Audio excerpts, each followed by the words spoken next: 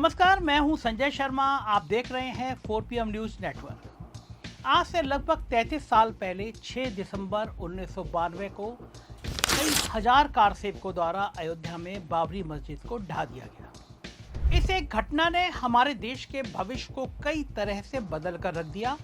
एक तरफ आतंकवाद ने अपना सर उठा लिया। 1993 के मुंबई बम धमाकों से एक ऐसा काला दौर शुरू हुआ जो आज तक थमने का नाम नहीं ले रहा है। बाबरी मस्जिद के गिराए जाने से राजनीतिक गलियारों में भी एक बड़ी उथल पुथल हुई। 1947 में मिली आजादी से लेकर अगले 40 साल तक राइट विंग विचारधारा हाशिए पर रही। आरएसएस ने हिंदुत्व विचारधारा को आगे बढ़ाने की बड़ी कोशिशें करी, मगर दाल नहीं गली। फिर जनसंघ के नाम की एक राजनीतिक पहचान बनाई, मगर सफलता दूर थी, क्योंकि भारत के आम आदमी ने पहले बंटवारे का दर्द झेला था, फिर 1950 और 60 के दशक में भुखमरी झेली, 62, 65 और 71 की जंग झेली और देश के हर नागरिक ने सब साथ साथ मिलजुल कर झेला। इसलिए आम आदमी के पास धर्म के नाम पर बंटने और लड़ने का ना तो वक्त था और ना ही इच्छा थी। 1980 में भाजपा बनी। उसके 4 साल बाद भी जब लोकसभा चुनाव हुए तो भाजपा के खाते में बस 2 सीटें आई। लेकिन 1990 में आडवाणी की देश भर में निकाली गई रथ यात्रा और फिर बाबरी मस्जिद के गिराए जाने ने भाजपा के राजनीतिक भविष्य को जरूर चमका दिया।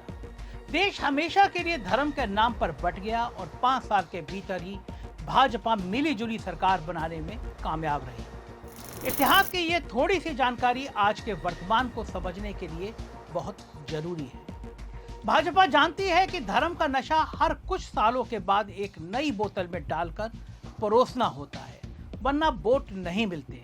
बाबरी मस्जिद और राम मंदिर से जुड़ा मुद्दा उस वक्त शांत हो गया जब सुप्रीम कोर्ट ने मंदिर बनाने की इजाजत दे दी। देश की जनता भी इसे भुलाकर आगे बढ़ना चाहती थी, मगर सत्ता पक्ष के लिए धर्म का मुद्दा जिंदा रखना जरूरी होता है, क्योंकि जनता अगर धर्म के नशे से बाहर निकल गई तो सड़क, शिक्षा, पानी पर सवाल पूछने लगेगी। इसलिए पिछले कुछ सालों में धार्मिक कट्टरता ने ऐसा मुद्दा ढूंढ निकाला है जिससे हिंदू मुस्लिम का विवाद कभी खत्म ना हो, और वो है सैकड़ों साल पुरानी मस्जिदों के नीचे मंदिर ढूंढने की कोशिश करना। अयोध्या तो झांकी है, काशी मथुरा बाकी है जैसे नारे आपने सुने होंगे। इस तरह के नारों ने देश की दीवारों को लाल और देशवासियों के दिलों को लहूलुहान कर दिया है। ऐसा नहीं है कि मथुरा और काशी में मंदिर मस्जिद को लेकर विवाद नया हो।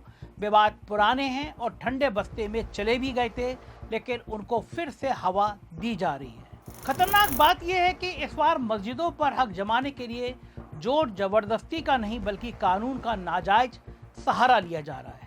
पूरी बात समझने के लिए थोड़ी देर के लिए वापस 1991 में लौटते हैं। बाबरी मुद्दे जैसे विवाद और ना हो, इसलिए 1991 में एक कानून लाया गया। इसका नाम था प्लेसेस ऑफ वर्शिप एक्ट। कानून के अनुच्छेद 2 में साफ तौर पर लिखा गया, किसी धार्मिक संस्था का जो नेचर है उसे बदला नहीं जा सकता। यानी अगर मंदिर है तो वो मंदिर रहेगा, मस्जिद है तो मस्जिद रहेगी। इसके लिए दिन की सीमा भी रखी गई। अनुच्छेद 3 के सबसेक्शन 1 के मुताबिक 15 अगस्त 1947 के दिन जिस धार्मिक स्थल का जो रूप था वही माना जाएगा। इस कानून से केवल बाबरी मस्जिद के मुद्दे को छूट मिली, क्योंकि वो कानून आने के बहुत पहले से कोर्ट में मामला विचाराधीन था।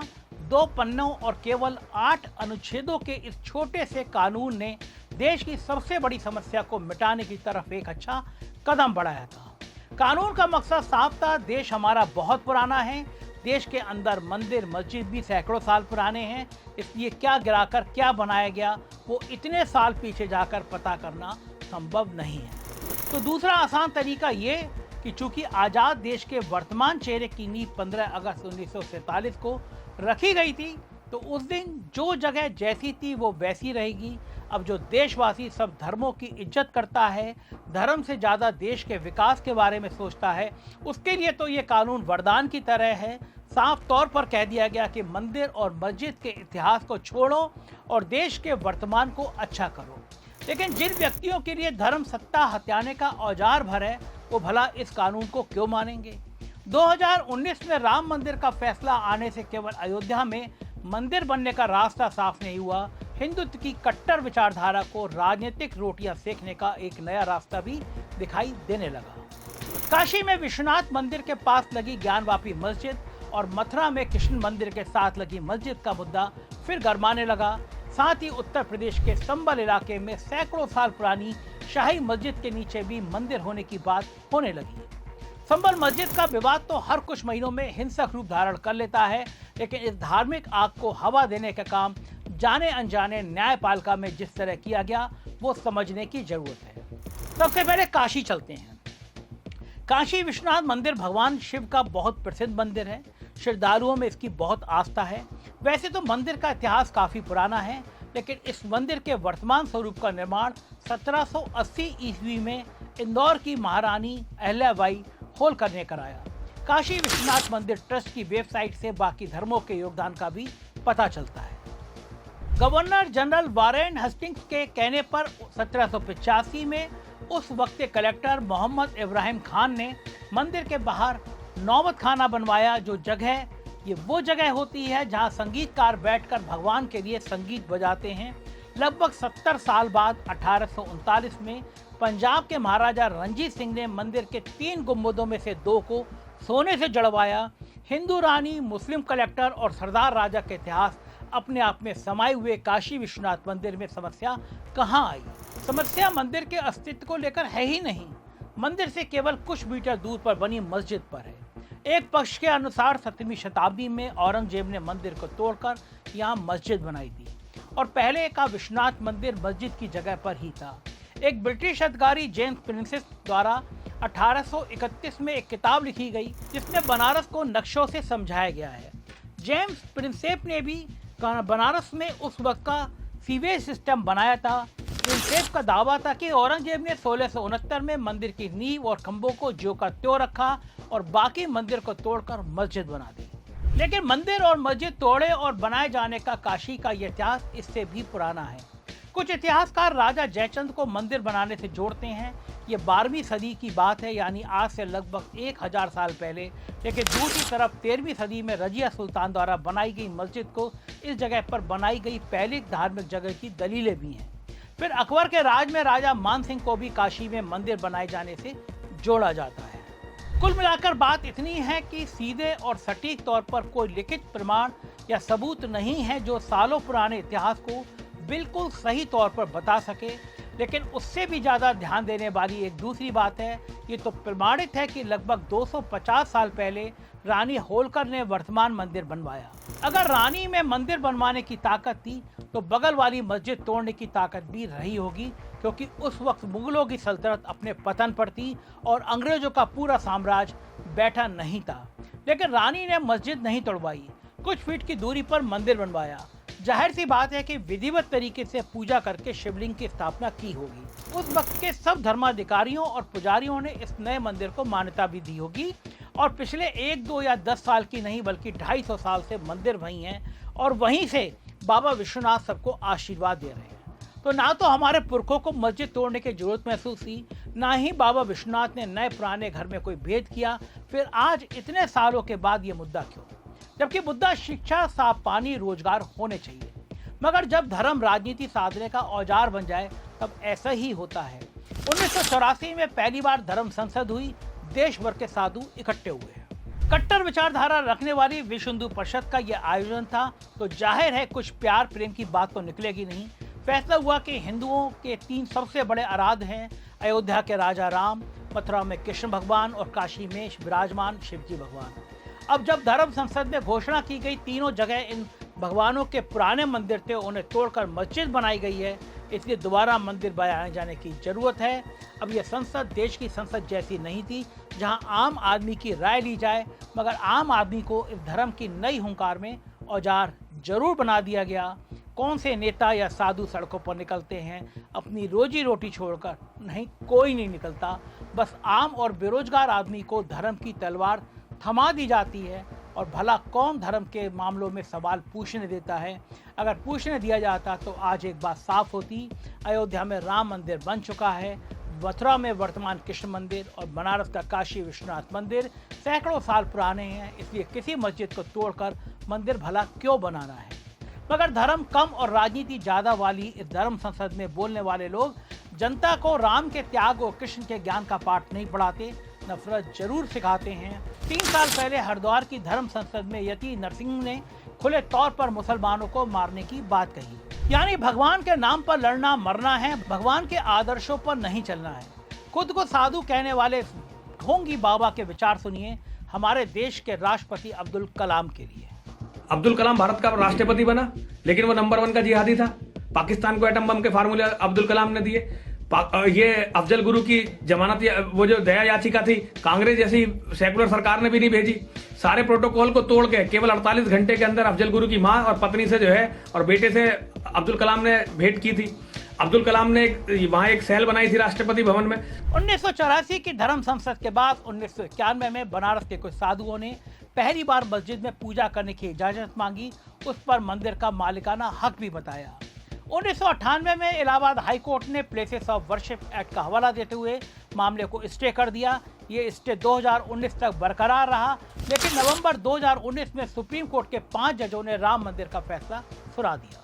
कमाल की बात तो यह है कि इस फैसले में भी कोर्ट ने साफ कहा कि प्लेसेस ऑफ वर्शिप एक्ट 1991 बहुत जरूरी है और अब इसके बाद कोई भी और मंदिर मस्जिद का विवाद नहीं उठना चाहिए। आपके जानकारी के लिए बता दूं कि सुप्रीम कोर्ट का कोई भी फैसला निचली अदालतों के लिए कानून की तरह होता है। सुप्रीम कोर्ट के रिटायर्ड जज जस्टिस नरीमन का कहना है कि रोज बढ़ते मंदिर मस्जिद विवादों को रोका नहीं गया तो देश का संविधान की मूल भावना खत्म हो जाएगी। उनके अनुसार राम मंदिर फैसले के 5 पेज हर जिला अदालत में पढ़कर सुनाए जाने चाहिए, जिसमें प्लेसेस ऑफ वर्शिप एक्ट को सही ठहराया गया है। मतलब 15 अगस्त 1947 के दिन जिस धार्मिक स्थल का जो स्वरूप था वो बदला नहीं जाएगा, लेकिन हुआ इसका उल्टा। राम मंदिर फैसले के 1 महीने बाद ही दिसंबर 2019 वाराणसी की निचली अदालत में ज्ञानवापी मस्जिद में आर्कियोलॉजिकल विभाग द्वारा खुदाई की मांग की गई। 1991 का मामला जो बंद पड़ा था उसको भी खुलवाने की मांग की गई थी और इलाहाबाद हाई कोर्ट ने 2020 में मामले पर स्टे लगा दिया। लेकिन कमाल की बात देखिए, धर्म और राजनीति का नशा जब पावर के साथ मिल जाए तो क्या होता है। 2021 में निचली अदालत के जज ने हाई कोर्ट के स्टे के बावजूद फिर से खुदाई के काम को अनुमति दे दी। कुछ महीनों बाद हाई कोर्ट ने फिर से स्टे लगाया और निचली अदालत की फटकार भी लगाई। हालांकि मामला अभी थमा नहीं है। 2023 में हाई कोर्ट ने सर्वे को इजाजत भी दे दी, मगर इन निचली अदालतों की उठापटक और तकनीकी बहस के बाद जब मामला सुप्रीम कोर्ट जाता है तो आम आदमी भी उससे जुड़ जाता है, क्योंकि वहां बेसिक सवाल यानी मूल प्रश्नों पर बहस होती है और हर एक आम नागरिक की नज़र में ये सुप्रीम कोर्ट के बुजुर्ग जज सबसे ज्ञानी, ईमानदार और किसी पक्षपात से परे समझे जाते हैं। सुप्रीम कोर्ट के पास वो मौका आया कि मंदिर मस्जिदों के इस झगड़े को हमेशा के लिए रोक दिया जाए। एक तरफ से दलील थी कि मस्जिद के नीचे पहले मंदिर था और उसको निकालना चाहिए, दूसरी तरफ बहस थी कि प्लेसेस ऑफ वर्शिप एक्ट के हिसाब से ये गलत है। मतलब सीधा था, जवाब भी सीधा हो सकता था। जब कानून के हिसाब से किसी धार्मिक जगह को बदल नहीं सकते, जहां नमाज पढ़ी जा रही हो, जहां पूजा की जा रही हो वो वहीं होगा, जहां पूजा हो रही है या नमाज पढ़ी जा रही है वहीं होगा, तो फिर ये क्यों जानना है कि उस धार्मिक इमारत के नीचे 300 या 400 साल पहले क्या था। मगर सुप्रीम कोर्ट चूक गया, या यूँ कहूँ कि पंच परमेश्वर नहीं बन पाए। सुप्रीम कोर्ट ने 2022 के मामले को निपटाने के बजाय हमेशा के लिए खोल दिया। जस्टिस चंद्रचूड़ जो मोदी जी की गणेश आरती करा रहे थे, उनकी पीठ ने खुदाई के काम को ये कहते हुए नहीं रोका कि खोद कर ही तो देख रहे हैं पहले क्या था, कुछ बदल थोड़ी रहे।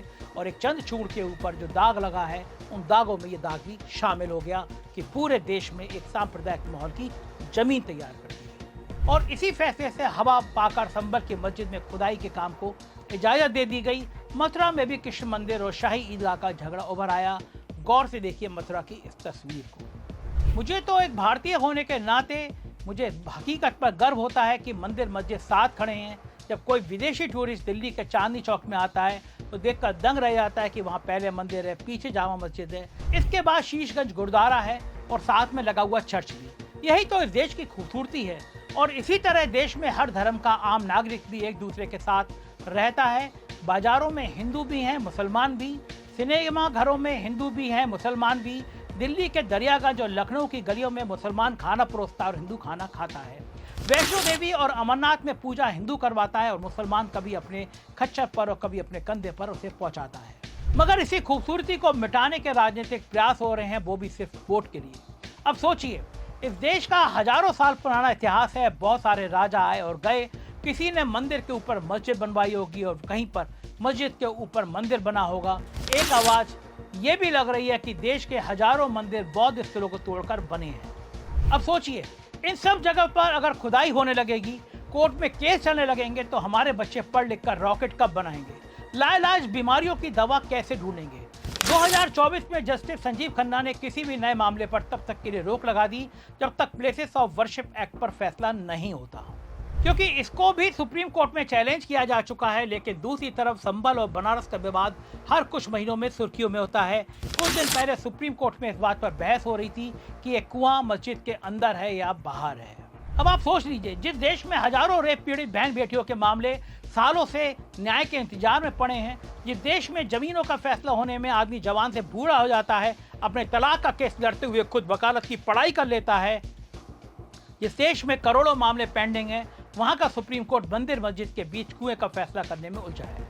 अब हमें ये मिलकर सोचना है कि हमें देश में विकास की ऊंची इमारतें बनानी है या फिर धर्म के नाम पर इसे गड्ढों जैसा देश बनाना है। मुझको यकीन है आपका जवाब यही होगा कि हमें विकास की बातें करनी है, प्यार की बातें करनी है। हमारा हिंदुस्तान भी प्यार चाहता है, इसमें आपका साथ चाहिए। इस आवाज़ को दूर तक फैलाइए, इस वीडियो को शेयर करिए अपने दोस्तों में, चैनल को सब्सक्राइब और ज्वाइन करिए। शुक्रिया, थैंक यू।